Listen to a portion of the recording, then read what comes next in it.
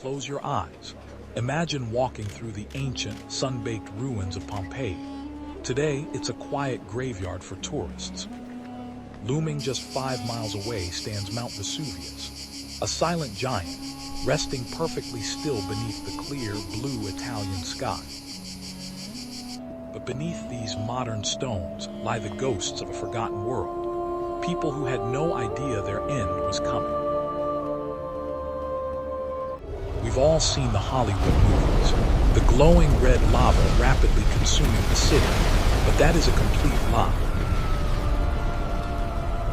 The truth is far darker, far more terrifying, and it didn't involve a single drop of lava. To understand what really happened, we have to travel back to a time before this became a graveyard. The countdown to the ancient world's most infamous apocalypse begins not with fire, but with absolute, eerie silence. It's the morning of August 24th, 79 AD. Pompeii is a thriving, wealthy Roman metropolis. The markets are bustling.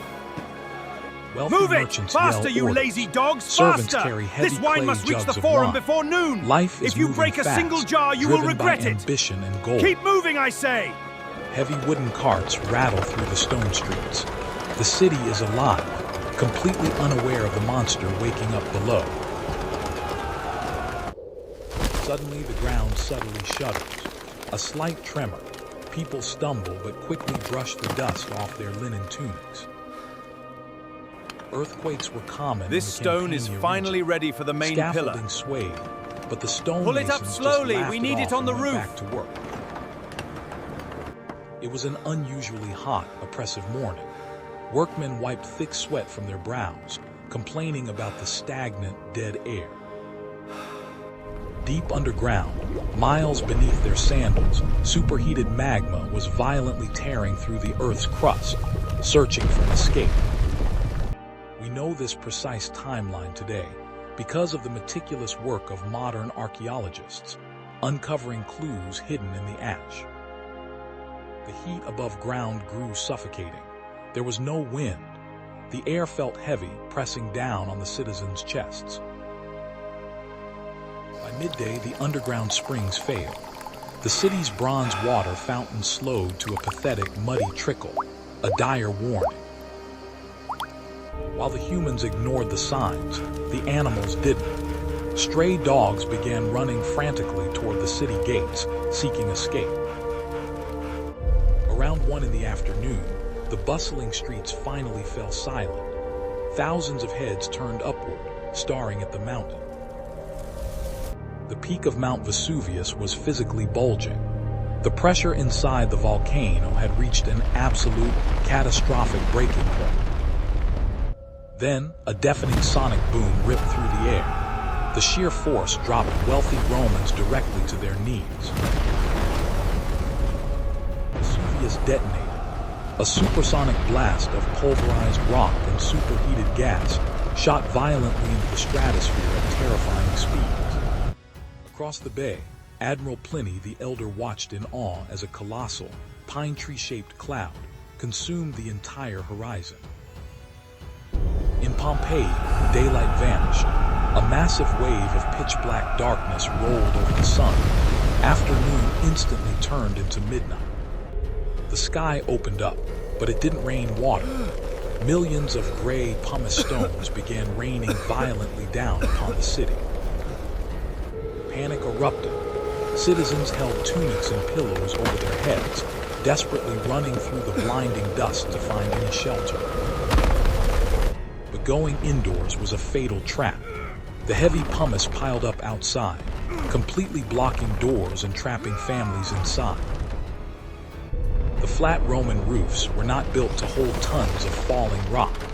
Massive wooden beams began to bend and splinter. With a sickening crash, roofs caved in, crushing those hiding below. But this was only the first phase of hell. For those who survived the collapse, a thick, yellow sulfuric gas began creeping through the cracks, burning their lungs.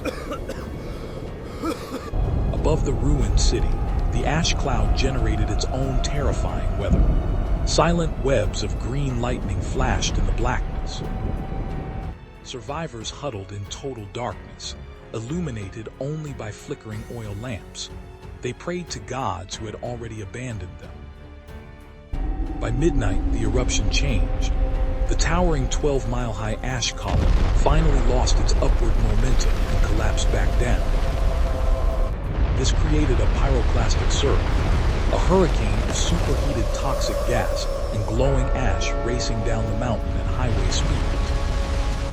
In the neighboring town of Herculaneum, hundreds huddled in stone boathouses near the beach, praying the sea would save them. They never had time to scream. The surge hit at 900 degrees, instantly vaporizing their bodies, leaving only skeletons. But Pompeii was spared, at least temporarily. The city's outer walls miraculously deflected the first deadly wave of heat upwards. Inside Pompeii, trapped survivors wiped sweat from their faces, feeling a blistering wave of heat pass over them. A cruel false hope. As dawn approached, some brave souls finally ventured out, tying pillows to their heads, hopping to escape the buried city. They stepped into a nightmare. They sank knee-deep into shifting, burning ash, clutching their life savings in the dark. It was morning, but there was no sun. I cannot take another step. Just a relentless, suffocating blizzard of dark gray ash blinding the refugees. Weeping families stumbled blindly toward the Stabian gate. The air was so thick with dust, they couldn't see their own hands. Then the mountain delivered its final blow. The largest pyroclastic surge rolled toward Pompeii like a towering black tsunami. This time, the city walls couldn't save them. The turbulent wave of dark, superheated ash crashed violently over the ancient defenses. The true killer wasn't lava, it was asphyxiation. The victims inhaled pure, searing hot ash, turning the moisture in their lungs to cement. As they fell to the ground, the intense heat contracted their muscles, pulling their arms to their chests in a boxer's pose. They were buried instantly. Over centuries, their bodies decayed, leaving behind perfect, haunting hollow molds in the packed volcanic earth. The eruption finally stopped. The landscape was unrecognizable. The entire coastline had shifted. Pompeii was simply gone, erased entirely. Not a sudden sea of red lava, but a prolonged, terrifying sequence of earthquakes, falling stones, and superheated toxic clouds. Today, Mount Vesuvius sleeps. Lush green vines grow peacefully over the very slopes that once rained absolute destruction upon the empire. But the mountain is still an active volcano. Millions of people now live in its shadow, surrounded by modern concrete and glass. The plaster casts of Pompeii serve as a chilling reminder, a mother holding her child, frozen forever in their final second. As you look out over the ancient stones today, remember their story. Nature's wrath is unpredictable. Until next time, keep looking back.